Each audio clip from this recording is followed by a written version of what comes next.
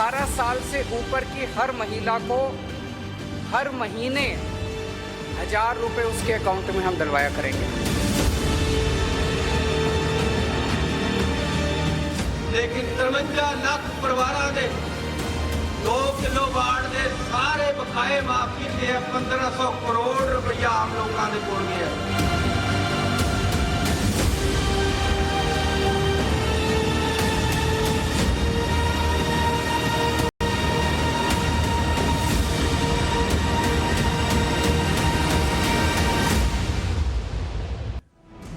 शुरुआत करते हैं पंजाब विधानसभा चुनाव की, क्योंकि जो चुनाव हैं बिल्कुल सर पर हैं और नेता जनता की चौखट पर पहुंच चुके हैं। इस सिलसिले में दिल्ली के मुख्यमंत्री अरविंद केजरीवाल आम आदमी पार्टी की पूरी चुनावी कमान को संभालते हुए 2 दिन के पंजाब के दौरे पर हैं। अरविंद केजरीवाल ने इस दौरे के दौरान कई वादे किए, कई गारंटियों की बिल्कुल झड़ी लगा दी। लेकिन आपको सबसे पहले केजरीवाल का वो दावा दिखाते हैं जिसमें उन्होंने आज कांग्रेस पार्टी में कहीं ना कहीं खलबली मचा दी और अरविंद केजरीवाल पे भी इस बात की निंदा हुई कि कैसी भाषा का इस्तेमाल उन्होंने किया। जो वहां पे चुने हुए प्रतिनिधि हैं, कांग्रेस पार्टी के एमएलएस को कचरा कहकर क्यों पुकारा अरविंद केजरीवाल ने, पहले आपको सुनवाते हैं। कांग्रेस में भी बहुत सारे लोग हमारे संपर्क में हैं, पर हम उनका कचरा लेना नहीं चाहते।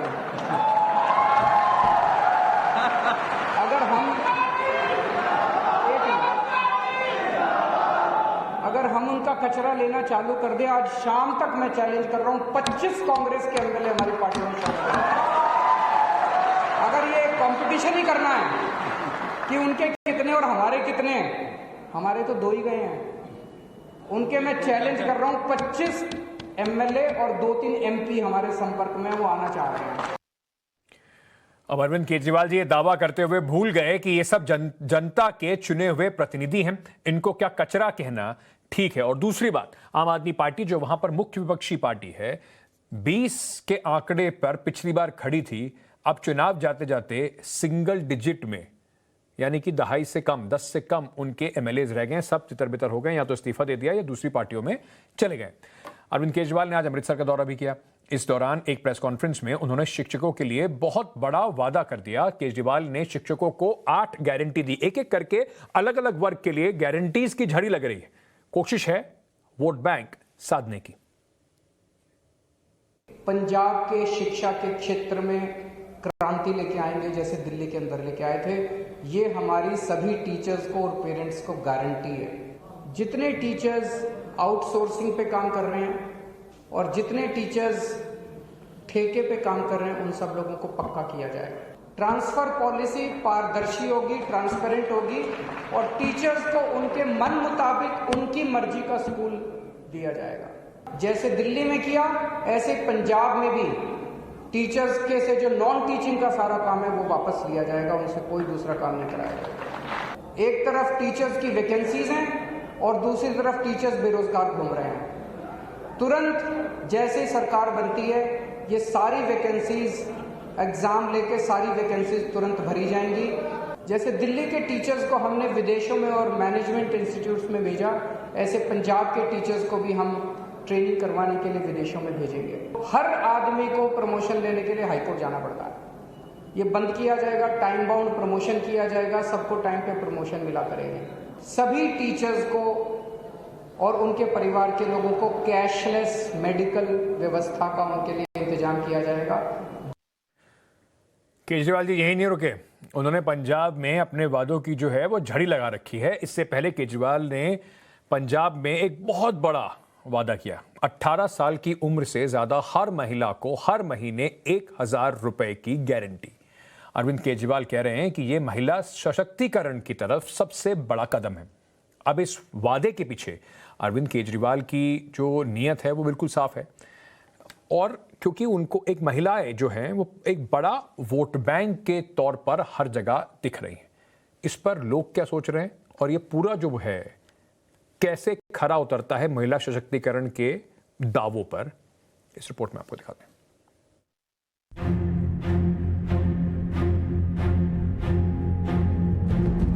पंजाब की हर महिला को 18 साल से ऊपर की हर महिला को हर महीने 1000 रुपए उसके अकाउंट में हम डलवाया करेंगे। एक बेटी है, एक बहू है, एक सास है, तो तीनों के अकाउंट में 1000 रुपए आएंगे।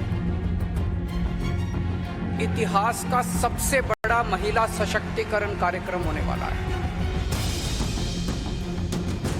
अरविंद केजरीवाल कहते हैं कि यह इतिहास का सबसे बड़ा महिला सशक्तिकरण कार्यक्रम होने वाला है, लेकिन यह तभी क्यों होने वाला है जब पंजाब में विधानसभा चुनाव होने वाला है।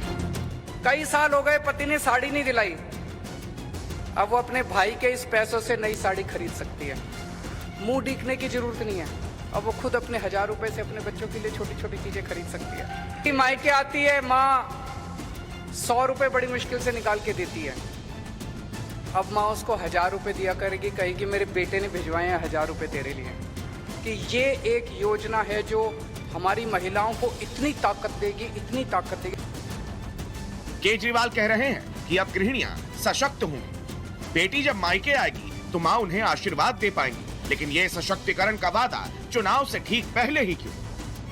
अरविंद केजरीवाल को महिलाओं की याद तभी क्यों आई है जब पंजाब में चुनाव होने वाला है? इसका जवाब इन आंकड़ों के जरिए समझिए। पंजाब में 94 लाख महिला मतदाता हैं, वहीं पुरुष मतदाता 1 करोड़ 5 लाख है। भले ही पुरुष मतदाता ज्यादा है, लेकिन 2012 और साल 2017 में हुए विधानसभा चुनाव में महिला मतदाताओं ने ज्यादा वोट किया है। 2017 में 94 लाख में से 78.14% महिला वोटरों ने मतदान किया, वहीं 76% पुरुष वोटर ही मतदान केंद्र तक पहुंचे। 2012 में भी 79% महिला वोटरों ने वोट दिया था। पुरुष वोटरों की संख्या यहाँ भी 78% थी, यानी महिलाओं से कम। अब पंजाब में महिलाएं सरकार बनाने या बिगाड़ने में किसी भी पार्टी को चुनाव जितवाने में कितना अहम रोल रखती हैं, ये तो आंकड़ों के जरिए साफ है। कहीं अरविंद केजरीवाल के वादों के पीछे यही गुना गणित तो नहीं? कहते हैं पैसे में बड़ी ताकत होती है। अगर जेब में पैसा हो तो फिर आदमी कुछ भी खरीद सकता है, कहीं भी जा सकता है, आदमी को आजादी मिल जाती है। पैसा बड़ी ताकत देता है। अरविंद केजरीवाल कह रहे हैं कि पैसा बहुत है, लेकिन ये आंकड़े देखने भी जरूरी है। पंजाब में 18 साल के ऊपर करीब 94 लाख महिलाएं हैं। ऐसे में हर महीने 1000 रुपए का मतलब महीने भर का खर्च 940 करोड़ रुपए, साल भर का खर्च 11,280 करोड़ रुपए और 5 साल का 56,400 करोड़ रुपए। पंजाब सरकार ने साल 2020-21 का बजट पेश किया था जो 1,68,015 करोड़ रुपए का था, यानी साल भर में हर महिला को हर महीने 1000 रुपए देना इस कुल बजट का 6.71%। अब सवाल यह है कि क्या सरकार इतना खर्च उठा पाएगी? मेरे जो विरोधी हैं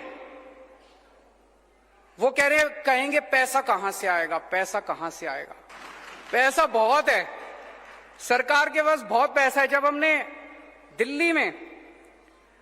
दिल्ली में महिलाओं की बसों के अंदर टिकट मुफ्त है, हमें देखा देखी कैप्टन साहब ने भी करी थी, लेकिन कैप्टन साहब ने सरकारी बसों की करी, प्राइवेट की नहीं करी। जब मैंने वो बसें फ्री करी 150 करोड़ का खर्चा आया।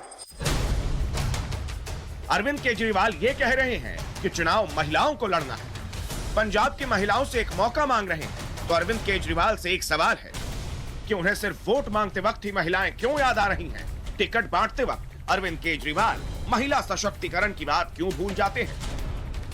2017 पंजाब विधानसभा चुनाव में 117 सीटों पर सिर्फ 6 महिला विधायक हैं। कांग्रेस ने 11 महिला उम्मीदवार खड़े किए थे, वहीं आम आदमी पार्टी ने 9 महिला उम्मीदवार और अकाली और बीजेपी ने मिलाकर 7 महिला उम्मीदवार खड़े किए थे। पंजाब ही नहीं, दिल्ली के आंकड़े भी देखिए, जहां अरविंद केजरीवाल 8 साल से सत्ता में है।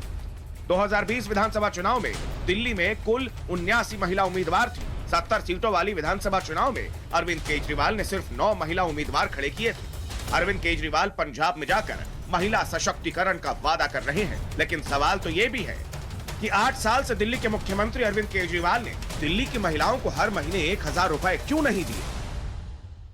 ये वाला चुनाव हम सब लोगों को मिलकर लड़ना है, और ये वाला चुनाव महिलाओं को लड़ना है, आप सब लोगों को लड़ना है। एक बार, एक मौका केजरीवाल को देके देखो। अरविंद केजरीवाल कहते हैं कि पैसे में बहुत ताकत होती है। जी हाँ, होती तो है, लेकिन यह ताकत राजनीतिक पार्टियों को चुनाव से ठीक पहले ही क्यों याद आती है? राजनीति का फ्री फॉर्मूला सिर्फ आम आदमी पार्टी ही नहीं, बल्कि सबके सब अख्तियार कर रहे हैं। आम आदमी पार्टी ने पंजाब में 300 यूनिट फ्री बिजली देने का वादा किया, तो अकाली दल ने 100 यूनिट बढ़ाकर 400 यूनिट का वादा कर दिया। कांग्रेस ने यह कहा कि बकाया बिजली बिल माफ कर देगी। अकाली दल ने गरीब महिलाओं के लिए 2000 रुपए प्रति महीने का वादा कर दिया है, तो केजरीवाल ने हर महिला के लिए हर महीने 1000 रुपए देने का वादा किया है। खैर, पब्लिक सब जानती है, हर चुनाव में कितने वादे किए जाते हैं और कितने निभाए जाते हैं, ये जनता याद रखती है और इसी हिसाब से अपना अगला प्रतिनिधि चुनती है। अब पंजाब में जनता किसके वादों पर एतबार करती है, ये तो चुनाव के नतीजे ही बताएंगे। ब्यूरो रिपोर्ट, टाइम्स नाउ, नव भारत। गुरविंदर सिंह साहब हमारे साथ जुड़ रहे हैं, प्रवक्ता हैं कांग्रेस के, और हमारे साथ अहबाब सिंह ग्रेवाल साहब जुड़ रहे हैं, आम आदमी पार्टी से हैं। आप दोनों का बहुत बहुत शुक्रिया जुड़ने के लिए लोकतंत्र में। पूरी एक आज मैंने पंजाब पे ही फोकस रखकर आज वहां क्या क्या हुआ ये सब बातें बताई। मैं आपसे समझना चाहता हूं ग्रेवाल साहब, चुने हुए प्रतिनिधि किसी भी पार्टी के हों, कचरा होते हैं क्या? ये सम्मान दे रहे हैं दिल्ली के मुख्यमंत्री जो आम आदमी जो वहां पे कांग्रेस के नेता हैं उनको, आपकी पार्टी में आए या ना आए, आपकी खुद की पार्टी में 20 से लेकर अब आप सिंगल डिजिट में आपके एमएलए खड़े हैं और बाकियों को आप कचरा बता रहे हैं। मैं सुन रहा था आपकी इंट्रोडक्शन। देखिए, ये शब्दों का फेरबदल है। केजरीवाल साहब का मतलब ये था कि जो लोगों को कांग्रेस रिजेक्ट कर रही है, जिन्हें वो नहीं लेना चाहते, जिन्हें वो टिकट्स नहीं दे रहे, उन्हें हम क्यों एक्सेप्ट करें। पहली बात रही हमारी पार्टी की बात, हम बहुत देर से कह रहे हैं कि इनके पास पैसे की ताकत है, हॉर्स ट्रेडिंग करते हैं, एजेंसीज हैं, और इन्होंने हर तरह का दाव लगाकर हमारे एमएलए को तोड़ने की कोशिश की। और जिन एमएलए की हमने टिकट रिजेक्ट की हैं, जिन्हें कह दिया गया था कि आपको टिकटें दोबारा नहीं मिलेंगी, उनका छोड़ना स्वाभाविक है। सो ये एक शब्द को मत पकड़िए, आप जो उनका कहने का मतलब था वो समझिए। कहने का मतलब ये था कि सर, जो शब्दों के ही हेरफेर की पूरी राजनीति है। आपको लगता है कहीं ना कहीं इस बात का आपको मलाल है, रिग्रेट है इस बात का कि उनको ये शब्द का इस्तेमाल नहीं करना चाहिए था, एक बेहतर शब्द का इस्तेमाल करना चाहिए था? देखिए, इस शब्द पे अगर आप आपत्ति ले रहे हैं तो इसमें बदलाव किया जा सकता था, लेकिन उनका कहने का मतलब ये था कि जो कांग्रेस ने रिजेक्ट किया है हम उसे एक्सेप्ट नहीं करेंगे। ठीक है, जो कांग्रेस ने रिजेक्ट किया है उसको एक्सेप्ट नहीं करेंगे, लेकिन कुल मिलाकर बाली साहब, स्थिति कांग्रेस की यह हो चुकी है कि जो भी आता है कांग्रेस पार्टी पर, क्योंकि आपके अंदर घर में ही इतनी फूट है कि बाहर वाले भी आपके बाहर से खड़े होकर मजे ले रहे हैं। 25 आदमी आपके कह रहे हैं अरविंद केजरीवाल की अगर चाहें तो शाम तक टूट के उनकी पार्टी में शामिल हो जाएंगे, पर वो वहां अपनी पार्टी में जगह तक देना नहीं चाहते कांग्रेस के एमएलए को। हेलो जी बाली साहब, आपको मेरी आवाज आ रही है? हेलो बाली साहब, आप मुझे सुन पा रहे हैं? हाँ बिल्कुल सुन पा रहा हूं जी। कांग्रेस पार्टी की ऐसी दुर्दशा हो गई है सर, आपके आपस के झगड़े खत्म नहीं होते, बाहर वाली पार्टी आके भी आपके मजे ले लेती है, सीधे सीधे आके बोल देती है कि 25 आपके हमारे पास पहुंच जाएंगे, पर आप लोगों की पार्टी का कचरा वो लेना नहीं चाहते। हेलो, जरा मैं अपने प्रोड्यूसर से रिक्वेस्ट करूंगा इनका थोड़ा सा जरा लाइन सुधार लें, वरना हेलो हेलो में ही पूरा हमारा शाम निकल जाएगी। ग्रेवाल साहब, दूसरी बात मैं आपसे जो पूछना चाहता था, आपने कहा कि जिन एमएलए का टिकट कट रहा था, सर 20 लोग लेकर आपने शुरू करा था, 8 या 9 एमएलए आपके बचे हैं, जनता कैसे यकीन कर रही है पार्टी जितने लोगों को भी जिता के भेजेंगे वो सारे आपकी पार्टी में रह पाएंगे और आपके साथ इकट्ठे रह पाएंगे? देखिए, बात ऐसी थी जी, 8 या 9 नहीं, 10 की तो हमने टिकट अनाउंस कर दी है। बात ये थी त्यागी जी कि ये लोगों ने, इन्होंने हर तरह का हथकंडा अपनाया है, साम दाम दंड भेद, जिसे हम कहते हैं ना कि बिल्कुल naked aggression and naked corruption इन्होंने इंडल्ज किया है। जिस प्रकार से खरीदो फरोख्त हुई है वो हम सब उससे वाकिफ हैं। और जो भी कोई जा रहा है उनकी भी दशा आप देख लीजिए कि एक प्रेस कॉन्फ्रेंस करने के बाद उन्हें वापस मेरे को लगता है शायद सिद्धू साहब या चन्नी जी के साथ ऑडियंस भी ना मिले। तो ये सबक भी है, जो लोग अपना घर छोड़ के जाते हैं, क्योंकि हमारे यहाँ सब कह रहे थे कि हम तो निस्वार्थ होके आए हैं, हमें टिकट नहीं चाहिए। तो जब पार्टी ने टिकट मना की तो भाग लिए, और उसके बाद ये प्रलोभन दे रहे थे हर प्रकार का ये वादे कर रहे थे, और बिल्कुल हॉर्स ट्रेडिंग हुई है, इसमें किसी को कोई शक नहीं है। ठीक है बाली साहब, सुना आपने ग्रेवाल साहब क्या कह रहे थे। आपके पार्टी की हालत अब ये हो गई है कि क्योंकि रोज लड़ाई सुनाई पड़ती है, आपके लोगों के अंदर ही फूट इतनी है कि बाहर से अरविंद केजरीवाल बैठ के कह देते हैं कि इनके एमएलए जो है वो कचरा है, उसको कोई लेना नहीं चाहता। केजरीवाल साहब मान योग हैं, सत्कार योग हैं, मुझे कहने में कोई एतराज नहीं है। मैं कांग्रेस पार्टी का हूं और मैं कह रहा हूं अच्छे हैं मगर बहुत अच्छे नहीं है। मगर हम ये कहना चाहेंगे बहुत अच्छे हमारे चरणजीत सिंह चन्नी हैं और उन्होंने साबित करके दिखा दिया है। पंजाब के अंदर इन्होंने ऐलान किया है, हमने साबित किया है। क्या नहीं किया 6 महीने 3 महीने के अंदर, आप मुझे बताइए। ये कहते हैं कचरा है, कचरा ये है, इनका कचरा जो है हमारे यहाँ आया है। अरे भाई आपको चलते हुए रोड पे कोई भी खरीद लेगा और आप चले जाएंगे, आप उनकी झोली में बैठ जाएंगे। तो आपने ले क्यों लिया अगर वो कचरा थे तो? एक मिनट सुनिए। खरीदने वाले को दिक्कत होगी ना सर। अगर माल खराब था उस वाली दुकान पे, कोई आदमी आके उसे खरीद रहा है तो खरीदने वाले पे सवाल पूछा जाएगा कि ये खराब माल खरीद क्यों लिया आपने? जिसने खरीदना है वो माल अपना बेच रहा है, वो बिकेगा माल, कैसा भी माल हो। ये बिल्कुल गलत है। इनके बिकने वाले लोग सब जो है हमारी पार्टी में सभी आने के लिए तैयार है और अभी और भी 4 आने के लिए तैयार है। तो क्या हमारी पार्टी कचरा है?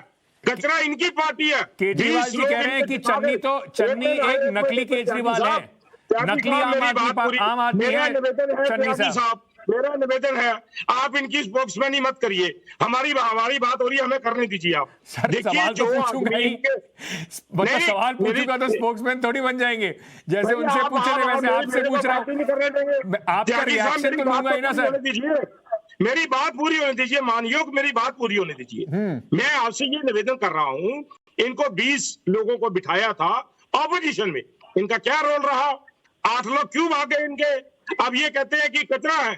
आज हम अगर फिर भी ऐलान कर दे इनके 8 भी आ जाएंगे। ये कहाँ की बात करते हैं? हमारे मुख्यमंत्री को कहते हैं जी वो डुप्लीकेट केजरीवाल है। मैंने फिर भी बार बार कहा है केजरीवाल साहब अच्छे हैं मगर बहुत अच्छे नहीं है। इनकी पार्टी के लोग अच्छे हैं, बहुत अच्छे नहीं है। जो ये बात कर रहे हैं, क्या नहीं कर रहे हैं पंजाब में? चरणजीत सिंह चन्नी एंड नवजोत सिंह सिद्धू, मैं साथ रहता हूँ पीसीसी प्रेसिडेंट के, अक्सर साथ रहता हूँ। मैंने देखा है लोग तरस जाते हैं उनको देखने के लिए। आज मतलब हालत ये हो गई है कि आपने पूरे करीब 5 साल सरकार चलाई, लेकिन अब बात करने में अंत में सिर्फ 3 महीने की बात कर पाएंगे। पूरे 4.5 साल, पौने 5 साल बर्बाद कर दिया आपने पंजाब की जनता के। बिल्कुल, मैं आपको डंके की चोट से कह रहा हूं, ये बिल्कुल आपने सही कहा और मैं सही कहूंगा। जो सही कहा है मैं उसमें लीपापोती नहीं करूंगा। आपने ये कहा कि कैप्टन अमरिंदर सिंह ने 4.5 साल तक नहीं चलाई, बीजेपी से मिला हुआ था, अकाली दल से मिला हुआ था। मैं कांग्रेसी हूं, मैं कहूंगा, मुझे कहने में क्या दिक्कत है? नहीं किया उन्होंने काम, मगर जो 3 महीने में करके दिखा दिया, 4.5 साल तो बड़ी साहब गारंटी क्या है? कांग्रेस के नाम पर, कांग्रेस के निशान पर कैप्टन अमरिंदर सिंह भी चुनाव लड़े थे, अभी वही अब तब भी हो रहा है। लोग कैसे मान लें कि दोबारा जाके आपके जो भी मुख्यमंत्री बनेंगे वो मुख्यमंत्री बीजेपी के साथ मिलके फिर आप यही राग लापेंगे कि देखो भाई ये भी मिल गए थे, अब तो 3 महीने की हमारी सिर्फ बात कर लो। देखिए मानियो, मैं फिर आपसे निवेदन करना चाहूंगा, बार बार मैं ये कहने चाहूंगा, हमने 3 साल पहले से कहना शुरू कर दिया था। अच्छा। आज हमें अपने जो मुख्यमंत्री है उन पे नाज है और पहले उनको हटाने की कोशिश की, आज वो मुख्यमंत्री बन गए पंजाब के। ठीक है। तो हमें ये बहुत अच्छी टीम मिली है, नवजोत सिंह सिद्धू एंड चन्नी जी। ये घबराए हुए हैं सभी पार्टी। त्यागी जी, मैं फिर आपसे ये कहूंगा, हाथ जोड़ के निवेदन करूंगा, ये घबराई हुई पार्टी है सब, घबराई हुई पार्टी है। ग्रेवाल साहब, चन्नी साहब के आने से आपकी जो इक्वेशंस हैं वो थोड़ी खराब हो गई, इसी वजह से आपको पूरी एक फहरिस्त बनानी पड़ रही है। ग्रेवाल साहब से सवाल पूछ रहा हूं सर, ग्रेवाल साहब से सवाल पूछ रहा हूं, आपसे नहीं पूछ रहा। तो आपकी जो इक्वेशन है, आम आदमी पार्टी की जो इक्वेशन है वो खराब हो गई, इसीलिए फहरिस्त बन रही है। महिला वोटर्स के लिए आपने अनाउंस कर दिया 1000 रुपए देंगे, कहां से लाएंगे 6% पूरे अपने जीडीपी का उनको ये पूरी स्कीम लाने के लिए? सिर्फ हवा में वादे चल रहे हैं। नहीं, बिल्कुल हवा में बात नहीं हो रही। त्यागी जी सुनिए, पहली बात तो चलिए धन्यवाद बाली जी का कि इन्होंने एक्सेप्ट किया कि खरीदो फरोख्त हो रही थी। दूसरी बात, चन्नी जी और सिद्धू जी की जो जुगलबंदी है वो कल लुधियाना में नजर आ गई थी, जब चन्नी जी को सामने सिद्धू साहब कह रहे थे कि ये चीजें नहीं हुई। तो ये तो खुद ही सामने स्पष्ट सच आ रहा है कि रेता 5 रुपए कह रहे थे नहीं बिका और चीजें नहीं हुई, किसी का 0 बिल नहीं आया। और रही बात हमारी अनाउंसमेंट की, हम ये विश्वास रखते हैं कि कोई भी औरत, कोई भी नारी जो है वो एक घर का स्तंभ होती है, और अगर आप महिलाओं को आप इकोनॉमिकली आप सेल्फ सफिशिएंट करेंगे, सेल्फ सफिशिएंट तो क्या, अगर आप सपोर्ट करेंगे तो उससे सारे का सारा परिवार ऊपर जाता है। और रही पैसों की बात, देखिए प्रॉब्लम ये नहीं है कि पैसा नहीं है सरकार के पास। पंजाब की गवर्नमेंट की 75% रेवेन्यूज जो हैं वो अब सिल्फर हो रही हैं, वो माफियाज लेके जा रहे हैं। पंजाब की गवर्नमेंट की जो अर्बन डेवलपमेंट है पंजाब में 80% त्यागी जी इलीगल हो रही है। समझ गए सर, लेकिन 6% आपको अपने पूरे जीडीपी का निकाल के रखना पड़ेगा इस स्कीम के लिए। एक स्कीम के लिए 6%। मैं और आपको एक मिनट, बस 1 मिनट आपका लूंगा, 30 सेकंड के लिए। हमने पंजाब में और दिल्ली में कुछ महिलाओं से बात करी, उनसे पूछा कि वो स्कीम को कैसे देखते हैं। उनकी आपको आवाज थोड़ी सुनवा देता हूं, क्योंकि लोकतंत्र है, जनता की आवाज सब हमारे सबके सर माथे पे। उनकी आवाज सुन लीजिए, फिर आप दोनों से थोड़ा थोड़ा एक सवाल और लूंगा। अरविंद केजरीवाल कह रहे हैं कि पंजाब में अगर उनकी सरकार आती है तो हर महिला को 1000 रुपये महीना दिया जाएगा जिनकी उम्र 18 साल से ज्यादा है। आप इसे किस तरीके से सोचते हैं? ये तो मतलब एक तरह से वही है कि आप मतलब किसी को लालच दे रहे हो कि मैं 1000 रुपये दूंगा तभी मेरी मतलब पार्टी को जितवाओ, तो वो कोई फायदा नहीं है उस चीज़ का। वो पार्टी जीत भी जाएगी, वो खड़े हो जाएंगे, उसके बाद फिर से वो फैसला तो उनका अच्छा ही है, बट पूरा होगा ये कह नहीं सकते, क्योंकि जो कोई भी पार्टी है वो इलेक्शन से पहले ऐसे ही जो चुनावी वादे हैं वो करती है। इस तरह से देखती हूँ कि हमें भीख पे तौर पे हर मंथ जो 1000 रुपीज़ नहीं चाहिए। हमारे मतलब एजुकेशन सिस्टम को थोड़ा ऐसे अप किया जाए जिससे कि हमारे एजुकेशन सिस्टम में लड़कियों को फ्री एजुकेशन दी जाए, हमारी योग्यता के मुताबिक हमें जॉब दी जाए। को तो हम दोनों तरफ से देख सकते हैं। एक साइड से देखा जाए तो अच्छा भी है, लड़कियों की अपनी पॉकेट मनी निकल जाया करेगी, और दूसरी तरफ से देखिए कि फिर तो ऐसे हो जाएगा कि लालच दे रहे हैं हमको। ये वादे सिर्फ चुनाव के पहले ही होते हैं, बाद में कोई पूरा नहीं करता। पहले भी बहुत सरकारें आई हैं लेकिन उन्होंने वादों को मतलब कि कंप्लीट नहीं किया, बस वादे ही रह जाते हैं, उनको पूरा नहीं करते। अब ये देखना है कि चुनाव से पहले तो बड़े बड़े वादे किए जाते हैं, लेकिन चुनाव के बाद सारे वादे वहाँ के कोई वफा नहीं की जाती। ग्रेवाल साहब, मुझे लगता है जवाब आपको देना चाहिए। आपने सुना महिलाओं का, पंजाब की महिलाएं हैं यही बात कह रही हैं, और दिल्ली के अंदर भी यही बात उठ रही है कि इतना ही अच्छी स्कीम थी तो दिल्ली में क्यों नहीं लागू कर दी? सर, जो पहली महिला बोल रही थी उनको तो पीछे से किसी ने ट्यूटर किया था, उसके बाद मैं सब बहनों की बात सुन रहा था।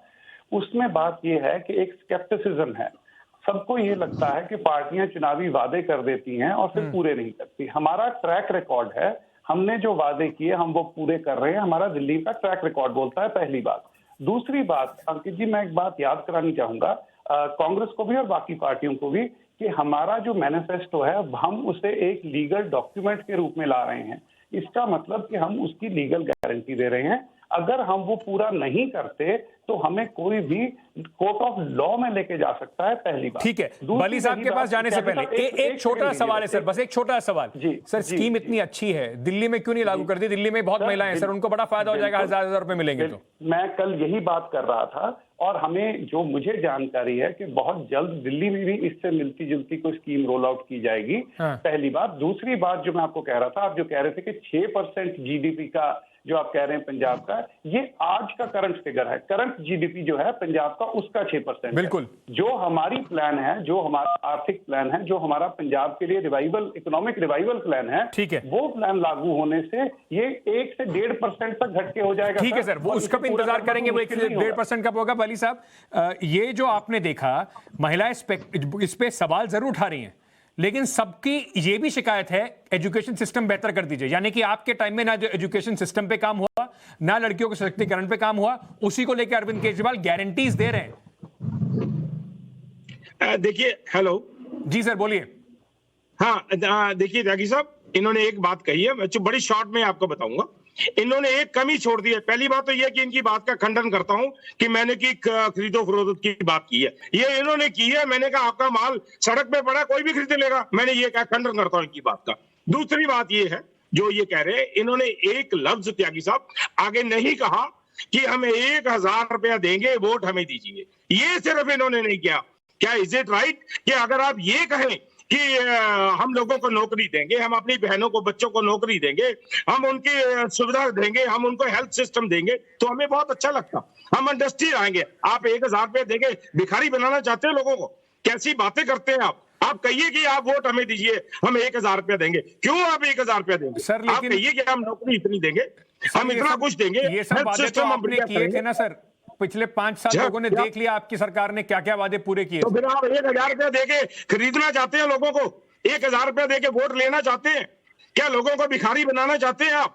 ये उसकी सलाह कर रहे हैं। मैंने अभी भी आपसे ये निवेदन किया है कि मुख्यमंत्री अच्छे हैं, मगर बहुत अच्छे नहीं हैं। चलिए, मैं यहीं बार पर बार छोड़ आपको देता कह रहा हूं, हूं, जनता तय कर लेगी, बहुत अच्छे हैं। बहुत अच्छे न चरणजीत सिंह चन्नी, नवजोत सिंह सिद्धू हैं। अब वो ये हम चरणजीत साबित सिंह करके चन्नी आपको साहब और दिखाएंगे। नवजोत सिंह सिद्धू साहब मिलके चलें तो जनता को कुछ समझ में भी आए कि बिल्कुल अच्छा और मिलके भला आदमी कौन है। दोनों ही इकट्ठे हैं परंतु दिल्ली के अभी अंदर। फिलहाल आप त्यागी दोनों का साहब बहुत दोनों बहुत इकट्ठे शुक्रिया। हैं। पंजाब दोनों का जो रण है, जो पंजाब का जो बैटल ऑफ बंगड़ा जो वहां पे पंजाब का चल रहा है, जो डेमोक्रेसी का, उसको आगे आगे देखते हैं। अब ये तो आप शुरुआत है, अभी देखिए कैसे कैसे और अनाउंसमेंट होते हैं। बहुत बहुत शुक्रिया आप दोनों का हमसे जुड़ने के लिए। एक और खबर सुनाता हूं, ये देखकर आपको बहुत मजा भी आएगा। जो एक जेवर एयरपोर्ट है उत्तर प्रदेश में, जिसके बारे में बहुत दिनों से बातचीत चल रही थी, उसको अब उत्तर प्रदेश में उसका अनाउंसमेंट होने वाला है। प्रधानमंत्री उसका शिलान्यास करने वाले हैं। अब से थोड़ी देर पहले योगी आदित्यनाथ जेवर पहुंचे थे, वहां पर नोएडा के नजदीक है, वहां पर उन्होंने जाकर उसका पूरा कार्यक्रम का जायजा लिया। इसकी कुछ खासियतें आपको बता देता हूं। दुनिया का चौथा सबसे बड़ा एयरपोर्ट बन रहा है। इस एयरपोर्ट को की जो नींव है वो 25 नवंबर को प्रधानमंत्री नरेंद्र मोदी रखेंगे। चुनाव का माहौल है, एक के बाद एक झड़ी लगी हुई है नए नए प्रोजेक्ट्स को सामने लेके आने की। उससे पहले आज योगी आदित्यनाथ जेवर पहुंचे, उन्होंने इस पूरे इलाके का जायजा लिया, कामकाज का भी जायजा लिया। अब 178 विमान यहां से जो फ्लाइट्स हैं वो ऑपरेट कर पाएंगी। 2024 में करीब समझ लीजिए इससे ये पूरा एयरपोर्ट ऑपरेशनल हो जाएगा। 5,845 हेक्टेयर जमीन पर यह पूरा बना है।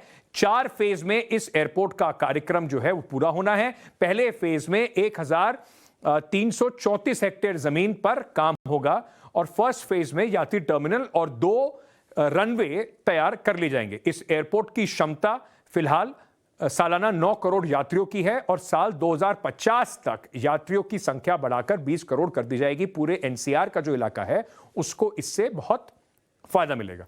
तो ये जो हवाई जहाज मेरे सामने उड़ते हुए आप देख रहे हैं, ये आपको बता रहे हैं कि ये एक बड़ा सौगात भी है और इससे थोड़ी राजनीति को किसी न किसी तरीके से साधने की भी जल्दबाजी में भारतीय जनता पार्टी लगी हुई है। अब उत्तर प्रदेश चुनाव को लेकर जो बड़ी खबर है उसके बारे में बात करते हैं। सूत्रों के हवाले से खबर आ रही है कि समाजवादी पार्टी और एलएलडी के गठबंधन पूरा तरीके से तय है। आरएलडी को 32 सीट देने पर समाजवादी पार्टी मान गई है, पर आरएलडी अभी भी 36 सीटें मांग रही है। एक और राउंड की बैठक होनी है, उसके बाद औपचारिक घोषणा संभव है। लेकिन एक बड़ी बात जरूर निकल कर आई है कि आरएलडी अब समाजवादी पार्टी के साथ जा रही है। इस बात के पूरे संकेत इस फोटो में आज दे दिए गए हैं, क्योंकि बीच में बार बार एक खबर उठ रही थी कि भारतीय जनता पार्टी भी आरएलडी पर डोरे डाल रही है। जयंत चौधरी और अखिलेश यादव की इस फोटो के बाद दोनों ने ट्वीट करा, एक तरफ बढ़ते कदम और दूसरी तरफ साथ मिलकर चलेंगे, जिस तरीके से कहा गया। अब लग रहा है कि दोनों पार्टियों के बीच में सहमति बन गई है और ये खास तौर से पश्चिमी उत्तर प्रदेश के लिए एक बड़ा जो समीकरण है वो बनता हुआ दिखाई पड़ रहा है। कैसे पश्चिमी उत्तर प्रदेश में ये असर डालेगा, इसके बारे में भी आपको बताते हैं।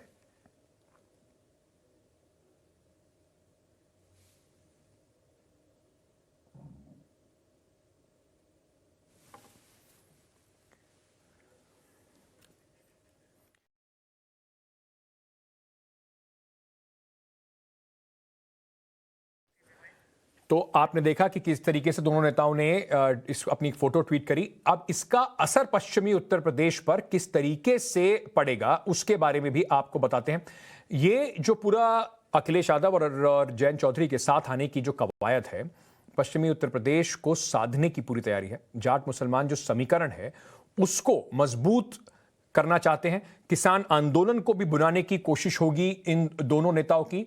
कुल मिलाकर 71 ऐसी विधानसभा हैं वहां पर जहां पर जाटों का प्रभाव है। उन विधानसभा पर यहां पे इन दोनों पार्टियों के साथ आने से उम्मीद है कि इस बार समाजवादी पार्टी और आरएलडी अच्छा प्रदर्शन करेगी। पिछली बार 51 सीट 71 में से भारतीय जनता पार्टी को मिली थी। धार्मिक ध्रुवीकरण की काट ये गठबंधन माना जा रहा है इस इलाके में। एक तरफ जहां अखिलेश यादव जयंत चौधरी के साथ समीकरण बैठा रहे हैं, वहीं अपने घर के समीकरण जो है अभी भी पूरी तरीके से साध नहीं पाए हैं। समाजवादी पार्टी की अगर बात करें तो पार्टी में सब कुछ ठीक, ऑल इज वेल की बात तो कही जा रही है, पर सच्चाई जो है वो शायद इससे कहीं परे है। सोमवार को मुलायम सिंह यादव का जन्मदिन था। इस मौके पर पार्टी के तमाम बड़े चेहरे एक साथ दिखे, लेकिन शिवपाल सिंह यादव नहीं दिखे। इसके बाद एक साथ कई सवाल खड़े हुए और इसमें सबसे बड़ा सवाल यही था कि क्या समाजवादी पार्टी में चाचा भतीजा के बीच का जो विवाद है वो अब सुलझ गया है। इस पर यह रिपोर्ट देखिए।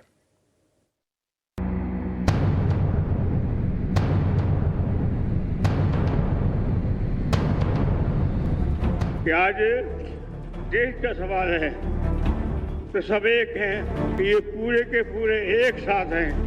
इसी भावना के साथ आप रहेंगे तो हमारे देश का विकास होगा। ऐसी कहीं एकता नहीं, देश के जो हम लोग चाहते थे वो आज दिखाई दे रहा है।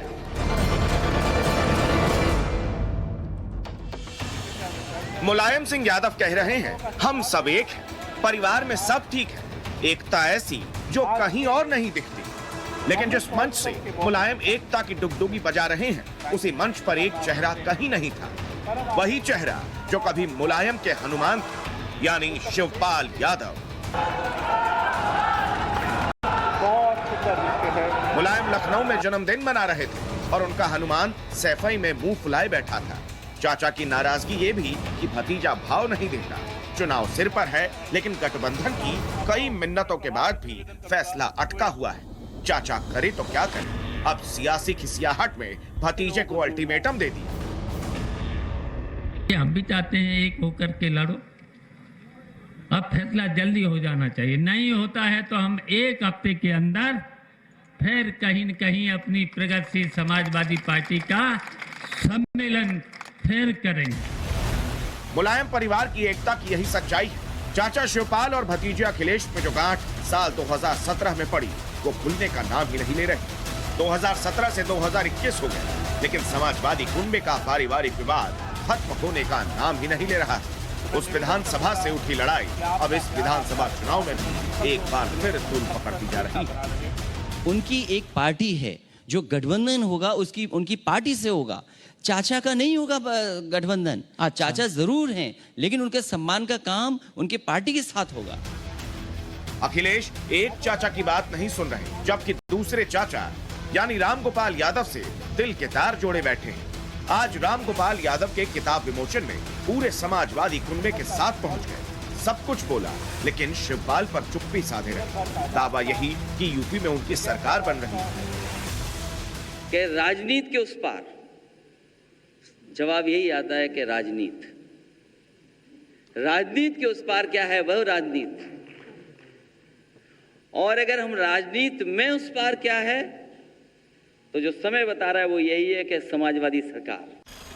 अब समाजवादी पार्टी के इस सिर फुटौल पर बीजेपी मजे तो लेगी। सियासत भी यही कहती है। शिवपाल भतीजे के खिलाफ हो तो फायदा बीजेपी को ही होगा।